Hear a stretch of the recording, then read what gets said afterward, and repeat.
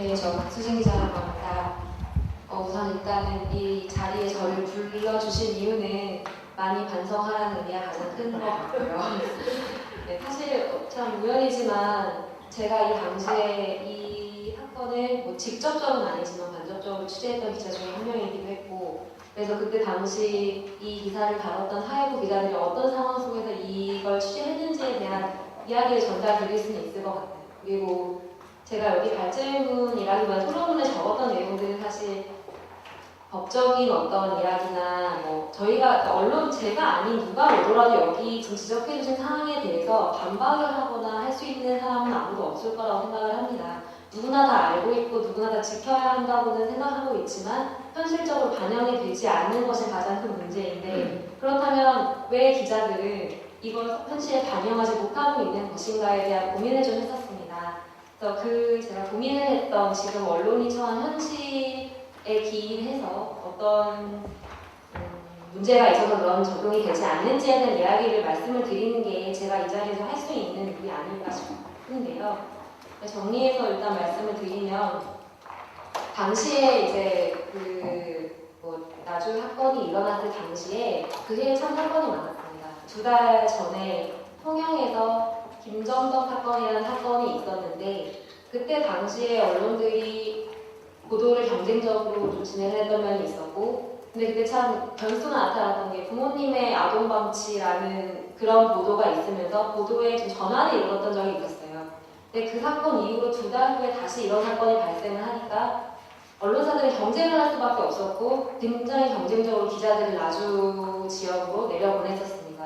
그러다 보니까 이제 몇 년차 되지 않은 사회부 기자들이 현장을 다니면서 취재를 할 수밖에 없는 상황이 있었던 거고, 그 상황에서 확인되지 않은 내용들, 당시에는 사건이 발생한 하루 이틀 후였기 때문에 경찰 수사가 전혀 이루어지지 않은 상황에서 주변 주민들이 그냥 A씨 한 의견, B씨 한 의견, 뭐 경찰 한 명의 의견 같은 것들이 사실로 둔갑이 돼서 보도가 되고, A신문에 난 보도를 B신문 기자가 몰랐으면 A신문 기사에 나온 사실을 받아서 B신문, C신문, D신문 이렇게 확산 보도가 되는 현상이 굉장히 많았던 걸로 기억을 합니다. 그래서 당시에 지금의 문제가 됐던 언론사들이 대표적으로 이제 반성을 해야 되는 것들로 꼽혔지만, 사실 이들뿐만이 아니라 당시 보도를 했던 모든 언론사들이 이런 잘못이 있었다는 생각이 들고요. 저도 포함해서. 네. 그래서 제가 여기 오기 전에 이때 저를 대신해서 현장에 갔던 후배 기자에게 연락을 해서 그때 당시 상황을 네가 기억하는 거 좀 이야기를 해달라고 했더니 저한테 이런 얘기를 전화로 했습니다. 당시 기자들 사이에서 광풍이 불었었고, 그 광풍에 있어서 누구도 객관적으로 마음을 잡지 못했던 것 같다 라고 하면서 어머니께 사과를 대신 전달해 주셨으면 좋겠다는 얘기를 덧붙였는데요. 그게 다 정확한 표현인 것 같습니다. 이번 사건만이 아니라 특히 성범죄 보도와 관련해서는 굉장히 신중하게 이야기해야 할 상황이지만 가장 소비가 빠르고 많은 대중들이 관심을 보이는 사안이기도 합니다. 그러다 보니까 최근 언론이 처한 현실이 굉장히 매체가 많아졌고 매체를 소비하는 통로도 다양해졌고, 그러다 보니까 어떤 한 무심점을 자꾸 컨트롤하기가 굉장히 어려워졌습니다. 그리고 기사를 많이 생산을 해내서 클릭수를 높여야 하는 것들이 언론사가 처한 현실이기도 하고요. 그런 현실을 성범죄 보도와 연계시키는 게 굉장히 안타까운 일이지만, 그런 현실 안에서 그런 의식이 희미해지는 건 사실인 것 같습니다.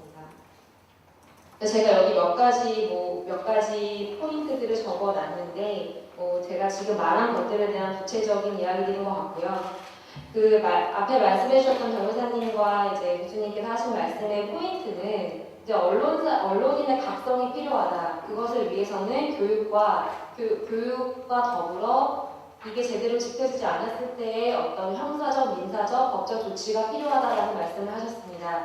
언론의 교육이라는 면에서 말씀을 드리면, 지금 사실 그러니까 제가 지금 상황에 처해 있는 건 데일리로 기사를 내야 하는 일간지 또는 방송을 기준으로 삼았을 때, 언론사가 언론 내 윤리나 성범죄 보도에 관련한 언론 의식을 배우는 시간은 수습기자로 입사를 한 이후에 언론재단 교육에 들어갔을 그 시기에 불과한 것 같습니다. 그 이후에 기자 생활을 하면서 이런 교육을 받을 기회가 거의 없고, 또 기사가 생산되는 시스템이 대부분 굉장히 언론사가 선명하도의 구조가 강한 조직이다 보니 국장과 데스크급 글에서 정해진 기사가 하달이 되면 그에 맞춰서 취재를 해야 하는 상황이 대부분에 벌어지는 경우가 많이 있습니다.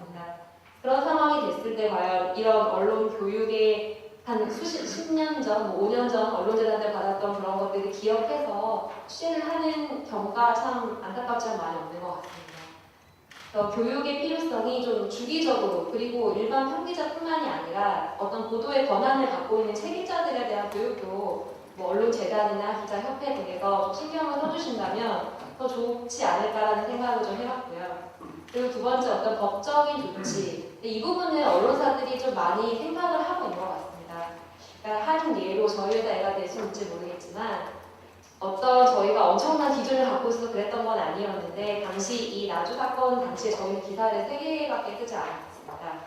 그 당시에 어떤 뭐 속보 경쟁을 하지 않았었고 하나 썼던 것이 이제 그 전 사건들과 묶어서 이웃에서 발생하는 매일 보던 사람 내지는 가까이서 볼 수 있었던 사람 이런 사람들에 의한 범죄가 늘어난다 이런 취지의 보도와 또 하나는 성폭력 2차 피해를 막자라는 기획기사를 저희가 시작을 했던 걸로 기억을 합니다.